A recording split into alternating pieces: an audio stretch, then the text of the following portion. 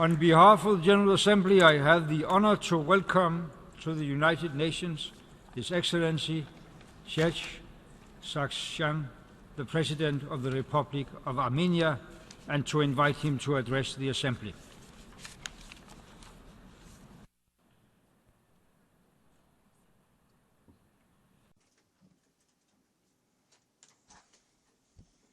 Distinguished President Liketov, I congratulate you upon the election to the honorable post of the President of the United Nations General Assembly.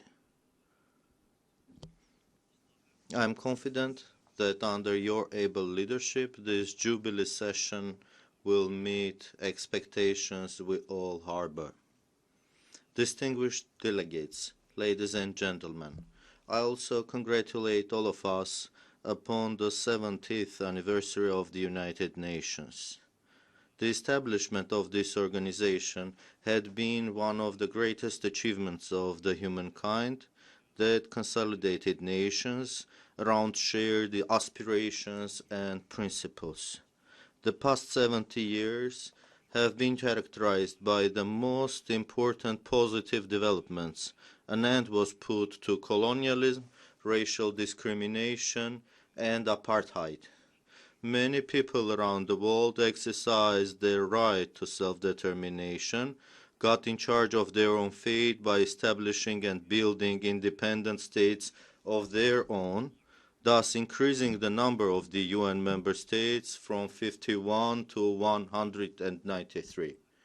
Amid all these achievements, we shall recognize that currently the world faces new challenges such as terrorism, extremism, intolerance, economic crisis, climate change, trafficking in human beings and their organs, as well as drugs and arms, migration crisis, and so on.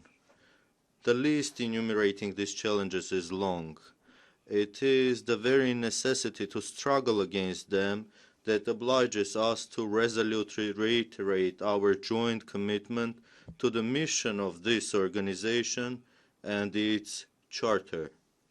Ladies and gentlemen, last year, on the eve of the Armenian Genocide Centennial, from this podium, I expressed our gratitude to the nations that recognized the Armenian genocide and named them all individually. I called upon the international community to bolster the struggle against the recurrence of the crime of genocide through recognition and condemnation. Today, from this very podium, I thank Pope Francis and acknowledge the historical Mass he served, the European Parliament, and recall the resolution it adopted, the German President, and believe me, his well-known statement will thenceforth take part in the pages of our nation's history textbooks. I thank the legislative bodies of Austria, Bolivia, Brazil, Chile, Luxembourg, and the Netherlands, numerous provincial and city councils, as well as dozens and hundreds political and non-governmental organizations.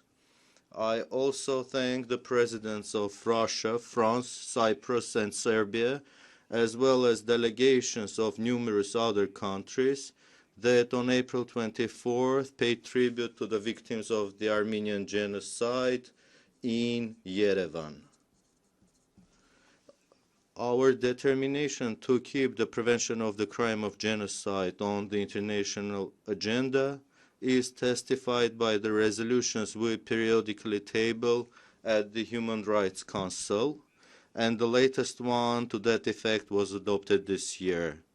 Building further upon it, just a few days ago, this Assembly passed a resolution establishing December 9 as the International Day of Commemoration and Dignity of the Victims of the Crime of Genocide and of the Prevention of this crime.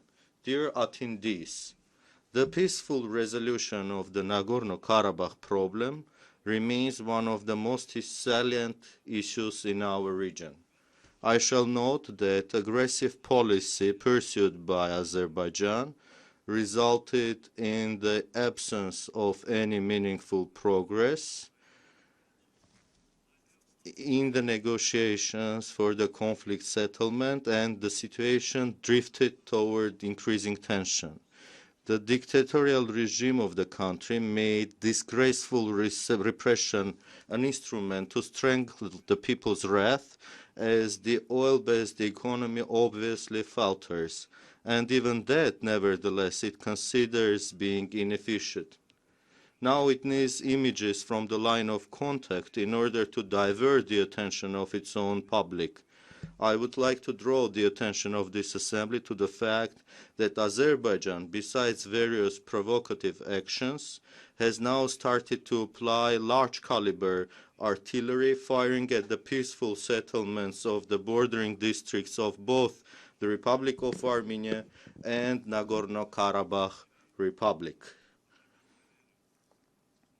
Just a few days ago, in the bordering area of Armenia, 3 women fell victim to Azerbaijani bombardment. In their house, at their garden, peacefully working Armenian women. The question that comes to one's mind is whether there is any reasonable person that can demonstrate any unflawed logic in that cruelty. It is obvious to us that the Azerbaijani leadership has irreversibly lost both the sense of reality and of norms of human conduct. The United States, Azerbaijan completely disdains 5 joint statements issued by the presidents of the US, Russia, and France, and the efforts of the OSCE Minsk group. Shall it continue such an aggressive policy, it will not leave Armenia any other choice but to take necessary legal and political military steps to provide the Republic of Armenia and Nagorno-Karabakh Republic with the opportunity to develop in security and peace. Although it is obvious to everybody as to which party instigates the ceasefire violations, I still would recall some facts. It is strange, isn't it, that now it has already been for years that Azerbaijan stubbornly refuses to withdraw snipers and establish incident investigation mechanisms which were proposed by the OSCE Minsk group co-chairs. The question that comes up to one's mind is what Azerbaijan is afraid of. It is strange, isn't it, that during the European Games hosted by Azerbaijan, when they needed an image of stability, there had been almost no shooting fired at the border, while immediately subsequent to those games, shootings extensively renewed. I do not expect you to buy assertions of any of the parties, but still anticipate you to exercise your mother wit, common sense. It is strange, isn't it, that in 21st century our neighbor, day in and day out, relentlessly and indefatigably takes pride in excessive accumulation of arms and manifold expansion of the military budget. It stubbornly continues making bellicose threats to renew the military hostilities, and does it at the highest level of the head of state. I think now it is obvious to everyone why Armenia has consistently been urging the international community to make statements that were not generic, but were unambiguous as to whom it was addressed while discussing the ceasefire violations. We shall understand that muffling of the early warning signals of threats to the peace and security may materialize in catastrophic repercussions. Dear colleagues, today we witness unspeakable cruelty taking place in the Middle East. The religious intolerance resulted in the irreversible aftermath.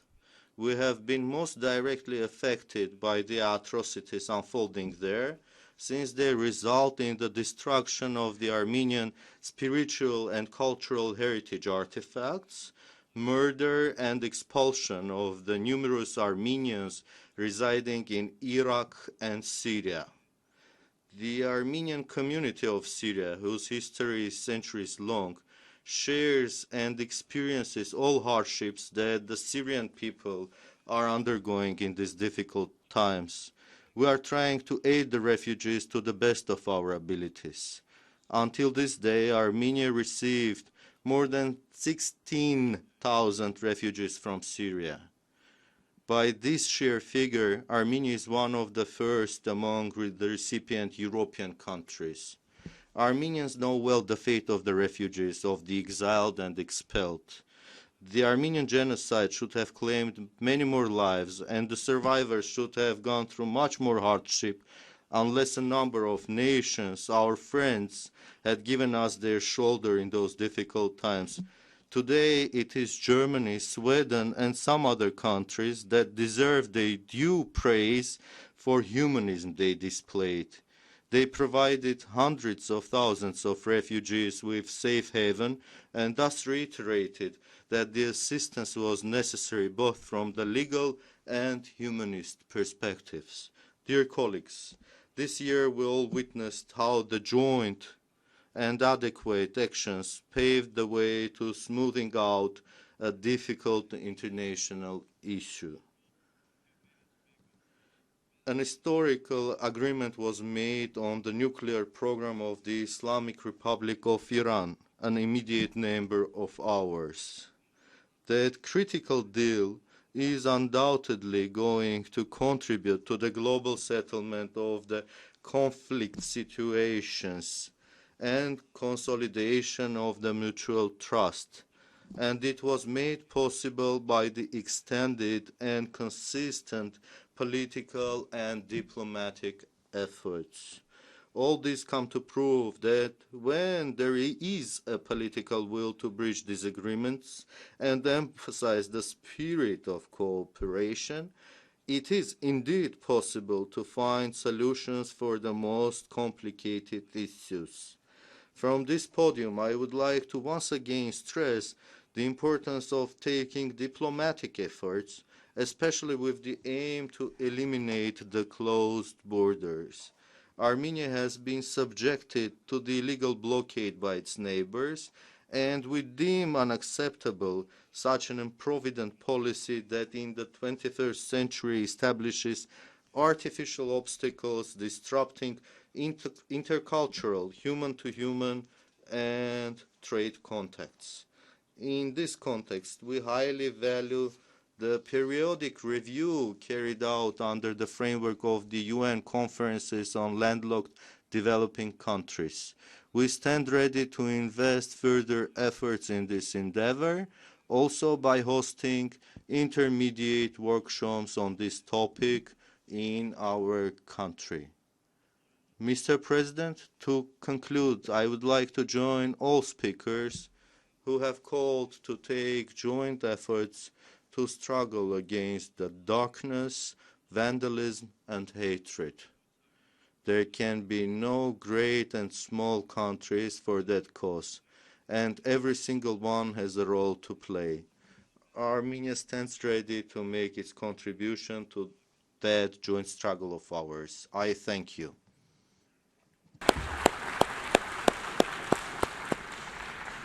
On behalf of the General Assembly, I wish to thank the President of the Republic of Armenia for the statement just made. May I request representatives to remain seated while we greet the President.